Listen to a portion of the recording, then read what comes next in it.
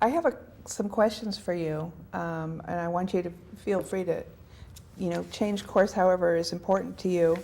I have a lot of questions for you. Yeah. And this one's not on my paper, but you're making me think, which is awesome.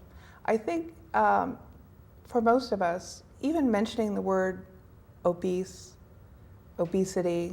to other people, all of us that have had weight loss surgery, I know have had the experience where we're somewhere in public and we see someone struggling, really struggling, and a very heavy person, and we want to, run up to them and grab them and say, I have an idea. Mm-hmm. But the bias is so heavy against obesity that even we, people who have suffered from it, are afraid to mention it because we don't want to hurt someone, because we know they've been battered by this bias, and the last thing we want to do is pile on. Right.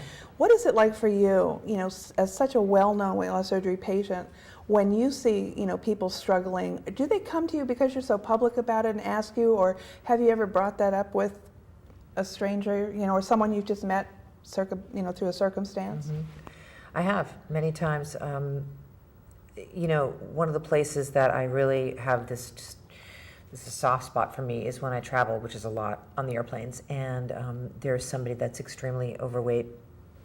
And, I actually sat next to a man one time years ago, and he fell asleep during the flight. He actually was in 2 seats. Mm-hmm. It was the economy class with 3 seats, right. And he was in the 2, and I was on the end, and he fell asleep, and he clearly had sleep apnea, which is something I suffered from when I weighed over 300.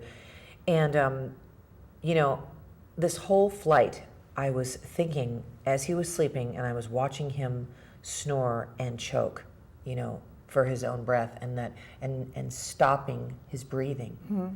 and then waking up by his choking. Right. It reminded me of what I did, and I thought to myself, I've got to talk to him. I have to find. So as he was sleeping and I was watching him, I was trying to think of a way. What do I say? What do I say? And when he woke up, I decided as he was sleeping I was going to write a note, and I was just going to give it to him, because I thought would be like, hey, I've been watching you sleep. You've been snoring, and I think you have sleep apnea. And people that are large like that and overweight like that, it's not a secret. They know that they are. Yeah. They know that they struggle. And the people that say they don't struggle, I don't believe them. Okay, I'm not saying that they're not happy, but I don't believe it. When I see someone huffing and out of breath, they're struggling. So I wrote him a note. I gave him my email, and he emailed me back, and he said, I think you're going to change my life. And I haven't heard from him, No. but I hope that he decided to help himself.